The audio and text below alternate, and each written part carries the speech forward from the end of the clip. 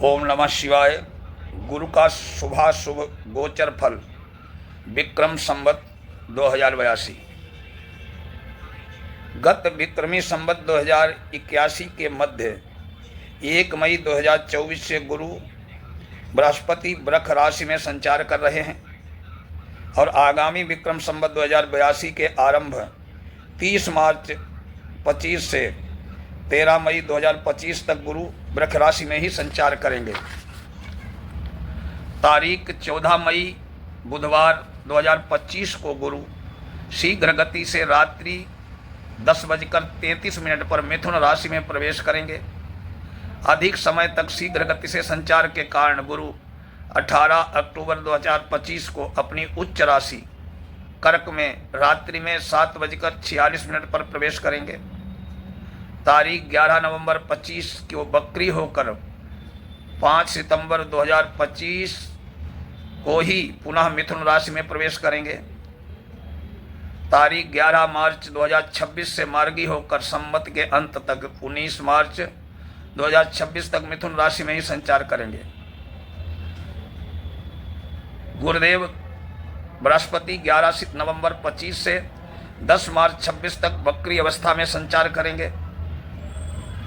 ध्यान रहे, बकरी अस्त और शीघ्रातिचार अवस्था में गुरु कुछ जातक जातिकाओं को अशुभ फल प्रदान करते हैं। अतः इस बकरी अवस्था के कालखंड में देश में दुर्भिक्ष, अकाल, अराजकता का माहौल बनेगा। उपभोग की वस्तुओं में कमी होगी। आवश्यक वस्तुओं के मूल्यों में अत्यधिक तेजी होगी।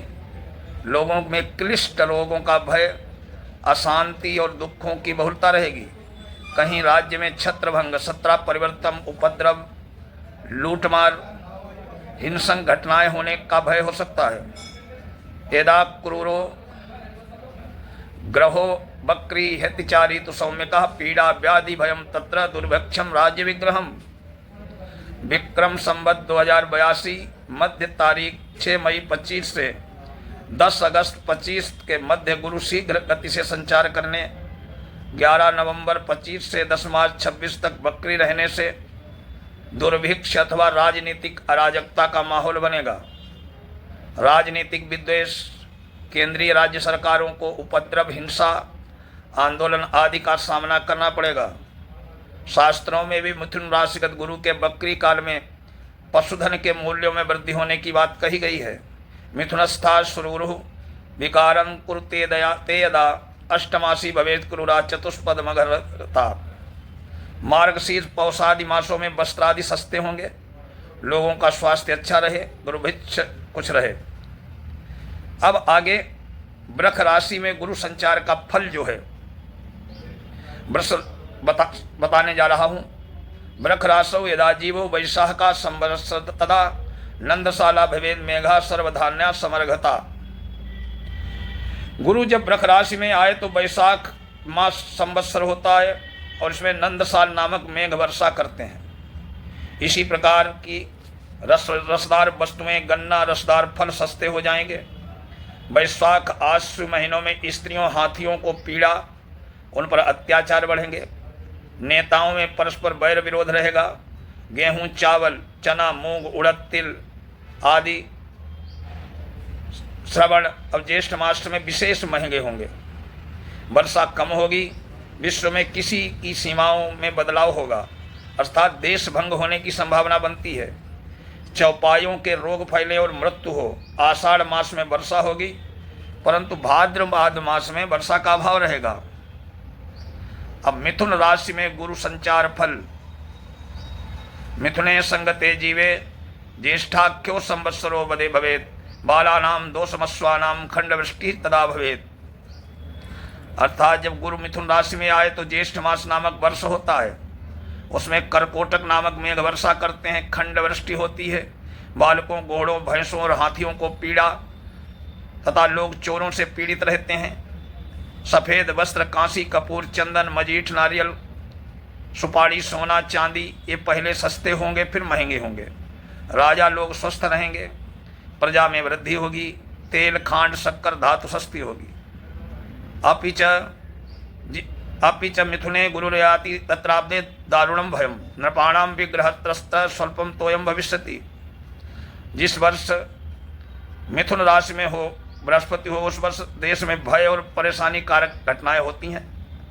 राजाओं में परस्पर टकराव, सीमाओं का विग्रह, युद्ध जैसे हालात बनेंगे। उपयोगी वर्षा की कमी रहेगी, अर्थात अनुपयोगी वर्षा के कारण बाढ़ आदि आ सकती है। कर्क राशि में गुरु का संचार फल। बृहस्पति यदा करके स्वल्प मेघा प्रवर्षति राजभिग्रहश्चैव दुर्भिक्षम तत्र जायते।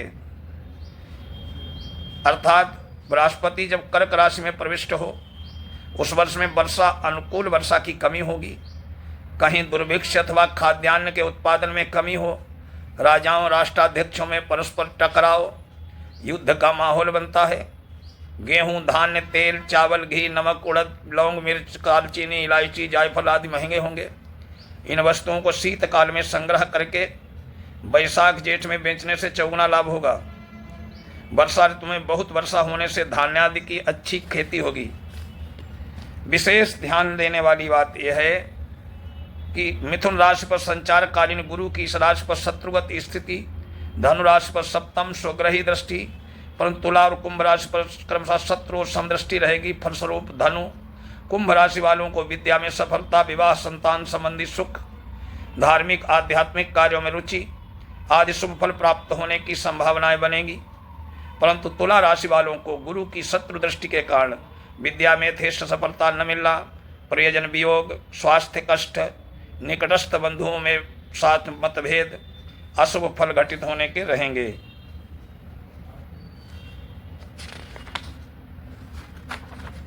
अब जो है ध्यान रहे कि जन्म राशि अथवा नाम राशि गुरु से गुरु 1, 3, 4, 6, 8 और 12वें स्थान पर हो तो व्याधि, रोग, भय, मान सम्मान में कमी, उच्च विद्या में असफलता, धन हानि, परदेश गमन और मित्रों का विरोध होता है। गुरु जो है पति, सुख, धर्म, अध्यात्म, संतान, पुत्र, विद्या, विवेक, बुद्धि, बड़ा भाई, सोना, ज्योतिष आदि विद्याओं का कारक माना गया है। शरीर में लीवर, हृदय, पाचन प्रक्रिया, कान आदि का भी कारक गुरु होता है। कुंडली में गुरु अशुभ हो अथवा अशुभ ग्रह द्वारा दृष्ट हो तो गुरु संबंधित सुख में कमी आती है। अब गुरु के शांति के लिए कुछ उपाय हैं। गुरु की सुविधा बढ़ाने के लिए ब्राह्मण भोजन, गुरुवासरी अमावस्या गुरुवार का व्रत रखें, पुखराज धारण करके पीले वस्त्र, चने की दाल, कांस्य पात्र, सोना, शक्कर, केले, लड्डू, धार्मिक ग्रंथ आदि का यथाशक्ति दान करें। अब गुरु के बीज मंत्र का जो है जप करें। गुरु का बीज मंत्र का जप करें। ओम ग्रां ग्रीं ग्रौं सः गुरवे नमः।